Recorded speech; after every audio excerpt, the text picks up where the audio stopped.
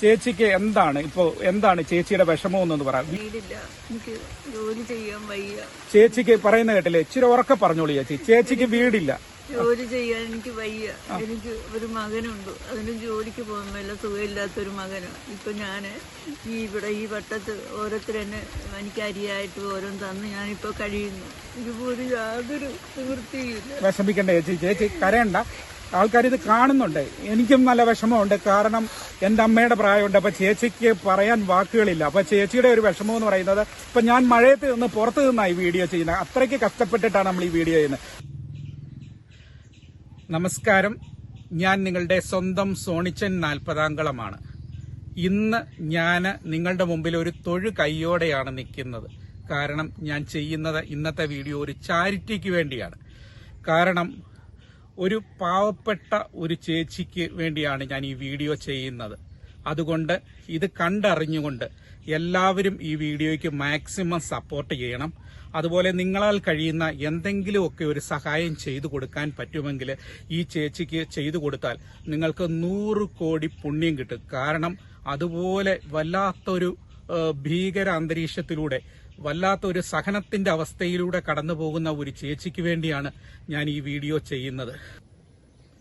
ഇപ്പോ എന്റെ അടുത്ത് നിൽക്കുന്നത് വത്സല ചേച്ചിയാണ് കേട്ടോ. വത്സല ചേച്ചിയാണ് ഒരു പാവപ്പെട്ട ഒരു ചേച്ചിയാണ്. എന്റെ അമ്മയുടെയൊക്കെ പ്രായമുണ്ട്. അതുകൊണ്ടാണ് അവരുടെ സങ്കടം കണ്ടിട്ട് സഹിക്കാൻ മേലാഞ്ഞിട്ടാണ് ഞാനിപ്പോ ഈ വീഡിയോ ചെയ്യുന്നത് നിങ്ങളുടെ മുമ്പിൽ. അതുകൊണ്ടാണ് ഞാൻ തൊഴു കൈയോടെ അപേക്ഷിക്കുന്നത്. അതായത് ചേച്ചിക്ക് വേണ്ടിയിട്ടാണ്, എനിക്ക് വേണ്ടിയിട്ടല്ല. ഒരു പാവം ഒരു ചേച്ചിക്ക് വേണ്ടിയിട്ടാണ്. ആ ചേച്ചിയുടെ അവസ്ഥ വളരെ പരിതാപകരമാണ് കേട്ടോ. അതുകൊണ്ടാണ് ഞാൻ ഇത്രയും വളരെ ഇമോഷണലായിട്ട് ഞാനും സംസാരിക്കുന്നത്. ചേച്ചി കരയുന്നുണ്ട്. കരയൊന്നും വേണ്ട ചേച്ചി. ആൾക്കാർ ചേച്ചിയുടെ വിഷമങ്ങളൊക്കെ മാറും. കാരണം ചേച്ചിയെ സഹായിക്കാനൊക്കെ ഇവിടെ ആൾക്കാർ വരും. കാരണം നമ്മുടെ പ്രേക്ഷകരുണ്ട്. പിന്നെ ഇത് കാണുന്ന ആൾക്കാർക്കൊക്കെ എല്ലാവരിലും കരുണയുള്ള മനസ്സുണ്ട്. അത് കണ്ടിട്ട് ചേച്ചിയെ സഹായിക്കാതിരിക്കത്തില്ല. തീർച്ചയായും ചേച്ചിയെ സഹായിക്കും, എനിക്ക് ഉറപ്പുണ്ട്. അപ്പോൾ ഈ ചേച്ചിയുടെ ഒരവസ്ഥയെന്ന് പറയുന്നത്, ചേച്ചിക്ക് നല്ല പ്രായമുണ്ട്. പിന്നെ ചേച്ചിക്ക് ജോലിയൊന്നും എടുക്കാൻ പോകാൻ പറ്റത്തില്ല. ഇത്രയും നാളും ചേച്ചി വളരെ കഷ്ടപ്പെട്ട് ജീവിച്ചു. ഇനി ചേച്ചിക്ക് അതിനുള്ള ഇത് പറ്റില്ല. തൂമ്പാപ്പണി എടുക്കാനോ. ഒരുപാട് ത്യാഗങ്ങൾ സഹിച്ച ചേച്ചിയാട്ടോ. ഒരുപാട് കഷ്ടപ്പാട് സഹിച്ച് ത്യാഗങ്ങൾ സഹിച്ചു. ഇനി ആ ചേച്ചിക്ക് പ്രായത്തിന്റെ ബാഹുല്യതയുണ്ട്. അപ്പൊ ചേച്ചിക്ക് ഇനി പണിക്കൊന്നും പോകാൻ പറ്റാത്തൊരവസ്ഥയുണ്ട്.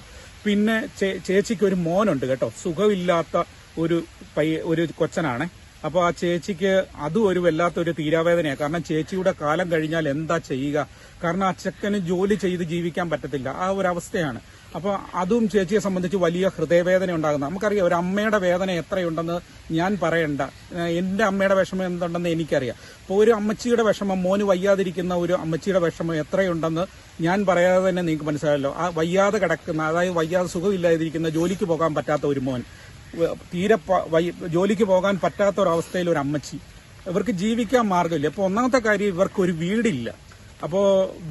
അപ്പോൾ ഇവരിപ്പം മറ്റുള്ള പല ആൾക്കാരുടെയും സഹായം കൊണ്ടൊക്കെയാണ്, എന്തെങ്കിലുമൊക്കെ കൊടുക്കുന്നത് കൊണ്ടൊക്കെയാണ് ഇവർ ജീവിക്കുന്നത്. അത്രയ്ക്ക് വലിയ കഷ്ടതയിലാണ്. അപ്പോൾ ഇവർക്ക് നമുക്കൊരു വീട്, അല്ലെങ്കിൽ ഒരു വാടകയ്ക്കൊരു വീട്, അത് എടുത്തു കൊടുക്കാൻ ഒരു സന്മനസ് ആർക്കെങ്കിലും ഒക്കെ തോന്നുന്നുണ്ടെങ്കിൽ അങ്ങനെ ഒന്ന് ചെയ്തു കൊടുക്കുക.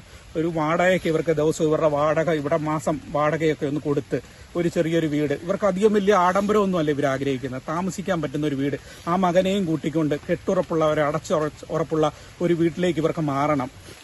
അപ്പോൾ ഈ ചേച്ചിയുടെ സഹോദരി ഒരു ശാന്തകുമാരി വന്നിട്ടുണ്ട്. അപ്പൊ ഇടയ്ക്ക് ഈ ചേച്ചിയൊക്കെ വന്ന് ഈ അമ്മച്ചിയെ സഹായിക്കും. അപ്പോൾ ഈ അനിയത്തിക്കുട്ടിയാണ്. അപ്പോൾ അവർക്കും പരിധിയുണ്ട്, അവർക്കും വേറെ വീടും ഒക്കെ ഉള്ള. അപ്പോൾ അവരും ഈ പറഞ്ഞ കണക്ക് അവിടുന്ന് വന്നിട്ട് എപ്പോഴും ഒന്നും നടക്കുന്ന കാര്യമല്ല. അപ്പോൾ അവര് വന്ന് ഇപ്പോ ഈ വീഡിയോ ചെയ്യാനായിട്ട് വന്നപ്പോൾ ആ ചേച്ചിയും പറഞ്ഞു ഞാനും വരാം. അപ്പൊ അങ്ങനെ വന്നതാണ്, ഞാൻ വിളിച്ചു വരുത്തിയതാണ്.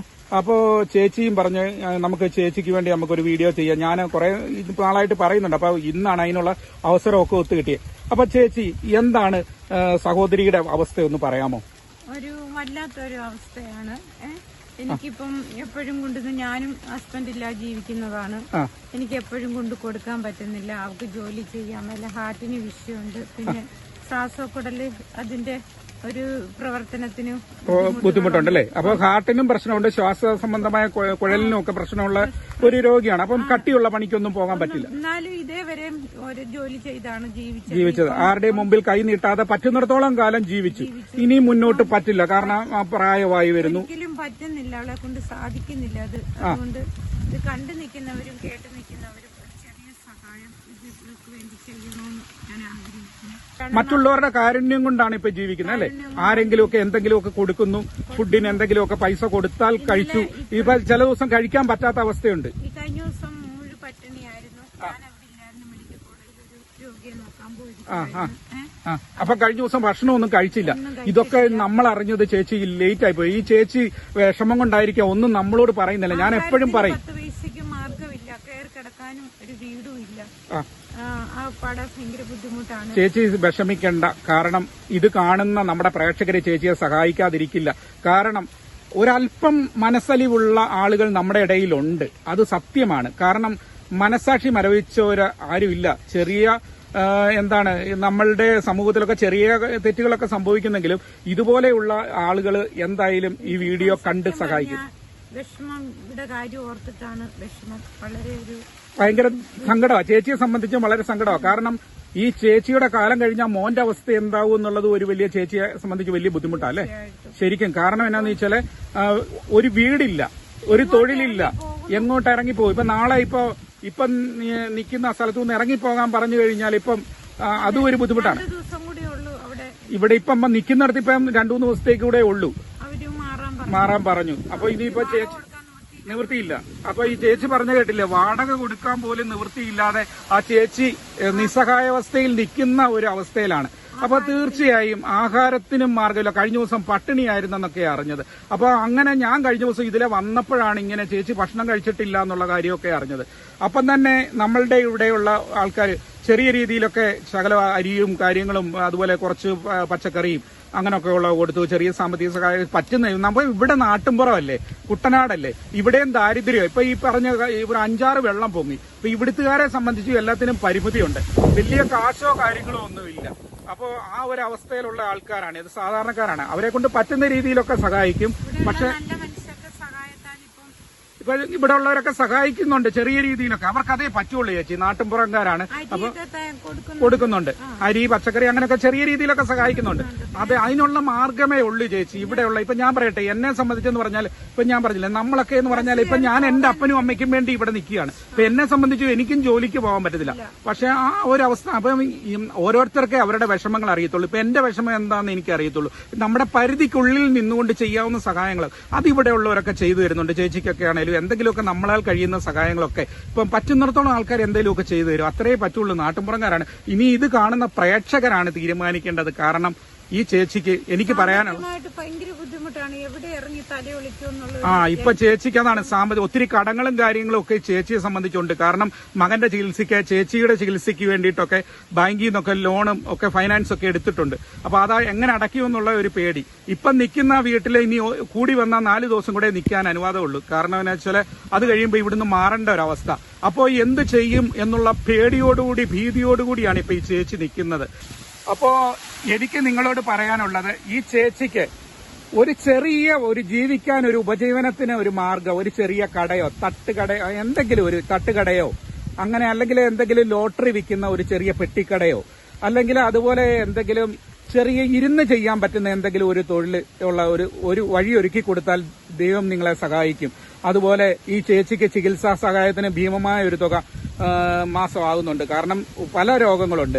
വാർദ്ധക്യ സഹജമായ രോഗമുണ്ട്. അതിലുപരി ഈ പറഞ്ഞ കണക്ക് ഹാർട്ട് സംബന്ധമായ അസുഖമുണ്ട്, അതിന് ചികിത്സയുണ്ട്. അതുപോലെ തന്നെ ഈ ശ്വാസ സംബന്ധമായ തടസ്സങ്ങൾ, വാൽവിന്റെയൊക്കെ പ്രശ്നങ്ങൾ, അങ്ങനെയുള്ള പ്രശ്നങ്ങളും കാര്യങ്ങളൊക്കെ ഉണ്ട്. അതൊക്കെ ട്രീറ്റ്മെന്റും കാര്യങ്ങളും, അതിനൊക്കെ നല്ല മരുന്നിനൊക്കെ നല്ല വിലയാണ്. അപ്പൊ ആ ചേച്ചി പറയുന്ന മരുന്ന് മേടിക്കുക, ഫുഡ് കഴിക്കാൻ മാർഗമില്ല, പിന്നെ എങ്ങനെയാണ് ഞാൻ മരുന്ന് മേടിക്കുന്നതെന്നാണ് അവർ ചോദിക്കുന്നത്. ശരിയാണ്, സത്യമാണ്. ഞാൻ ഈ ചേച്ചിയെ കാണാൻ തുടങ്ങിയിട്ട് കുറച്ചായി. പക്ഷേ നമ്മളുടെ ഇവിടെയൊക്കെ എന്ന് പറഞ്ഞാൽ നാട്ടുപുറമായതുകൊണ്ട് ചെറിയ ചെറിയ സഹായങ്ങളല്ലാതെ നമ്മളെ സംബന്ധിച്ച് ഇപ്പോൾ വലിയ വലിയ ടൗണിലൊക്കെ താമസിക്കുന്ന ആൾക്കാരെ പോലെ, അല്ലെങ്കിൽ ജോലിയുള്ള ബിസിനസ്സുകാരെ അങ്ങനെയൊക്കെ ഉള്ളവരെ പോലെ ഇവിടെ ഉള്ളവരൊക്കെ എന്ന് പറഞ്ഞാൽ കൂലിപ്പണി ചെയ്യുന്നവരാണ്, അല്ലെങ്കിൽ കൃഷിപ്പണി ചെയ്യുന്നവരാണ്. കുട്ടനാടല്ലേ, അപ്പൊ അവർക്കൊക്കെ പരിമിതിയുണ്ട്. പക്ഷെ എങ്കിലും ഇവിടെ നല്ല മനസ്സുള്ളവരാണ്. പറ്റുന്ന സഹായങ്ങളൊക്കെ ഇവർക്ക് ചെയ്തു കൊടുക്കുന്നുണ്ട്. അരിയൊക്കെ കൊടുത്തു, അങ്ങനെയൊക്കെയുള്ള സഹായങ്ങളൊക്കെ ചെയ്തു കൊടുക്കുന്നൊക്കെ ഉണ്ട്. ആൾക്കാർ കാണുന്നവരൊക്കെ എന്തെങ്കിലുമൊക്കെ ഇവർക്ക് കൊടുക്കും. അത് ഒരു പരിധിയില്ലേ, എത്ര നാൾ കൊടുക്കാൻ പറ്റും. അപ്പം നിങ്ങൾ ഈ ചേച്ചിയെ ഒന്ന് സഹായിക്കുക. എനിക്ക് അത്രേ പറയാനുള്ളൂ. എന്റെ റിക്വസ്റ്റാണ്.